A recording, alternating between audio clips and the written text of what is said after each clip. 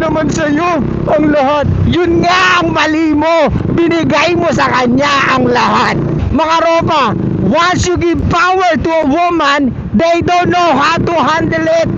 Once na binigyan mo sila ng responsibilidad sa relasyon, hindi nila alam kung ano ang kanilang obligasyon. What? Kaya wag na wag mo silang aasahan pagdating sa relasyon na sila ang magdadala ng inyong relasyon. Okay? Wag na wag mo silang padadalin ng relasyon dahil hindi nila alam kung ano ang kanilang obligasyon pagdating sa inyong relasyon. Sana maliwanag yan mga ropa. Women are complicated. Okay? Kung hindi kayo complicated, sana alam mo kung ano yung gusto mong suot palagi. Sana alam mo kung ano yung gusto mong kainin palagi. Sana hindi nagtatanong ang mga lalaki na supot, babe, saan mo gusto kumain? Kasi gusto nilang malaman kung saan mo talaga gusto kumain. Ito rin ang ayoko sa ating mga lalaki. Napakatanga natin pag tinatanong natin saan mo gusto kumain. Diba? Dapat kasama na yan sa mga question mo nung bago pa kayo umalis or bago pa kayo magkita. Napakadali lang naman. Sabihin mo sa kanya, babe, nagkikrave ako ng ganito. So kaya meron nun. So sasabihin niya, ay ganyan ba gusto mo? Ito yung kinikrave ko eh. So at least alam mo na, hindi mo na kailangan tanungin pa, babe, saan mo gusto kumain? Kasi doon pa lang, bago pa lang kayo magkita, nasabi niya na sa'yo kung ano ang kinikrave niya. Are you sure, suplado? Yun talaga yung gusto niyang kainin? Well, I told you, women base everything on how they feel. Kung yun ang feeling nila na masarap sa kanila kainin, then yun ang pwede nilang ma-enjoy kainin. Pero let's say naglalakad kayo, may katabi siya na parang mas masarap sa paningin niya. Of course, magbabago na naman yun. At sasabihin niya, ito na lang siguro ang kainin natin ngayon. Putang inang yan.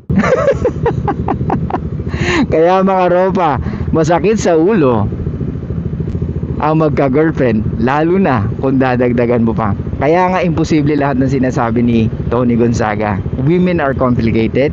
They don't know what they want in life. They don't know kung ano yung gusto nila at the moment. Guys, women are very complicated, okay? Because they are very complex. Kaya hindi ako nag-a-agree sa sinasabi ni Tony Gonzaga na simple lang naman sila at hindi sila komplikado. No, she is coming from her emotions. She is coming from her feelings. Not on facts, not on reality. Everything she said are good only on papers. Masarap lang pakinggan. Okay? Yung mahalin ng tama, ang daming lalaki na minahal ng tama ang kanilang mga EA, pero nasa na sila? Nakipaghiwalay ang EA or humanap ng iba. Nawala ng thrill, nawala ng gana, or na-bored sa relasyon nila. Ano sinabi ko dati sa mga ibang content natin? Kung meron kang hindi papapil sa isang babae, yun ang ma-bored sila. Ulitin ko, kung meron kang hindi dapat mapafeel sa mga babae, is yung ma-bored sila. Dahil once na na-bored sila, gaano man kataas ang interest nila sa'yo, bababa ang interest or attraction nila sa'yo. Okay, syempre, papasok na sa isip nyo, Ropa, since sinasabi mo na hindi ka agree sa sinasabi ni Tony Gonzaga, so ano ba ang dapat gawin or paano natin mareretain ang isang relasyon in a right way? Ulitin ko, there's no such thing in a right way, only based on how she feels. Okay? Walang right thing to do para sabihin mo or masabi mo na kaya ko i-retain tong babae na to basta ginawa ko ang tama para sa kanya. No, it's not. You cannot retain women kahit gawin mo ang tama sa paningin nating mga kalalakihan. Dahil ang tama sa atin pwedeng mali sa kanila. Dahil ang tama sa atin pwedeng boring sa kanila. Okay? So mga ropa, ganito, kung gusto mong ma-retain ang relasyon nyo at kung gusto mo na talagang ma-feel niya or ma-please mo siya, the only time na mag-work ang relationship or the only time na ma-retain mo ang EA, pag ang EA ang mas mataas ang attraction sa'yo. Uulitin ko, itanim nyo sa utak nyo, the only time na mag-work ang relasyon or ma-retain mo ang EA or kaya mo siyang pasiyahin is pag ang babae mas mataas ang attraction at interest sa'yo. O yung masasabi natin na siya yung naghahabol or nag-chase sa'yo. Or siya ang humihingi ng relasyon from you. Maliwanag? So yung sinasabi ni Tony Gonzaga is only focus on her. Is very one-sided. Okay? Nakapokus lang sa gusto niya. Mahalin mo lang ako ng tama. That's BS mga ropa. Ang daming lalaki at meron kayong makakilala for sure or pwedeng naranasan nyo na minahal nyo sila ng tama pero anong nangyari sa inyo or anong nangyari sa relasyon nyo. There's no such thing loving a woman in the right way. Only based on feelings or on how she feels at the moment. Kung ano ang nararamdaman niya at the moment, yun ang totoo. Okay? Kung galit siya, oo.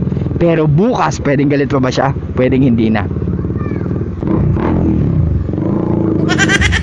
Maraming relasyon na nagbugbugan, na nabalitaan nyo, na nag-away, nagdemandahan. Pero anong nangyari? Sila'y nagkabalikan. Diba? Sila pa rin, kahit na nagkasakitan. Kasi nga, women only based on how they feel. Regardless kung tama o mali, as long as it feels good, as long as may emotional stimulation, yun ang tama para sa kanila. Kaya Miss Tony Gonzaga, I hope someday ma-interview mo ako, lol. I-share ko sa iyo na hindi totoo yung binitawan mong salita. At para ma-explain namin ang side naming mga lalaki kung bakit hindi kami naniniwala na ang babae ay simple at hindi komplikado. Mga ropa, uulitin ko, hindi simple ang babae. Kung simple ang babae, why she needs to buy expensive bags, expensive makeup, expensive dresses, expensive heels, lahat ng expensive kung simple ka lang babae ka. The truth is, you are not simple. You are complicated and you are complex. Let's accept that. Pag kayong mga lalaki naniwala kayo sa sinabi ni Tony, walang mangyayari sa relasyon nyo. Ang relasyon nyo mapupunta lang sa lugar na ayaw nyo. Ulitin ko mga ropa, pag nakinig kayo kay Tony or sinabi nyo, sabi na nga ba tama yung ginagawa ko coming from ano na yan, as a grown woman. No, it's not. Yes, she's a grown woman. Pero she only based kung anong makukuha niya sa atin, kung anong makukuha niya sa lalaki, or kung anong dapat gawin ng lalaki para sa kanya. I don't think yung statement na yun is galing sa grown woman. Kung sasabihin niya, I know, komplikado kaming mga babae. I know, hindi kami simple. Pero pag nakahanap kami ng lalaki na talagang mamahalin namin, nagbabago ang lahat ng pananaw namin. Ganon sana ang sinabi niya. Yes, maniniwala ako na coming from grown woman yung ganong pananalita. Pero yung sinasabi niya na simple lang naman kami, hindi naman kami komplikado, masyadong defensive. At eto pa, makukuha mo na o mapapasayo na ang alin. Ang alin. So ibig sabihin, coming from a woman, she's very selective. Makukuha mo na, mahalin mo lang ako ng tama. So anong default mo? Ang default mo ay nasa defensive mode or nasa playing safe mode. Diba? So yung mga ganong babae, pwedeng nasa masculine energy. Yung mga ganong babae, pwedeng nasa masculine energy. Okay? So ibig sabihin, pwede kayong magtalo, pwede kayong mag-away, pwede kayong magkasagutan most of the time. Gets? So mga ropa, uulitin ko, women are complicated. Women are not simple. Kasi kung ganun ang babae, maraming relasyon ang nag-work ngayon. Okay? Okay, so yun lang guys. Thank you so much. I'll see you guys next time. And bye-bye.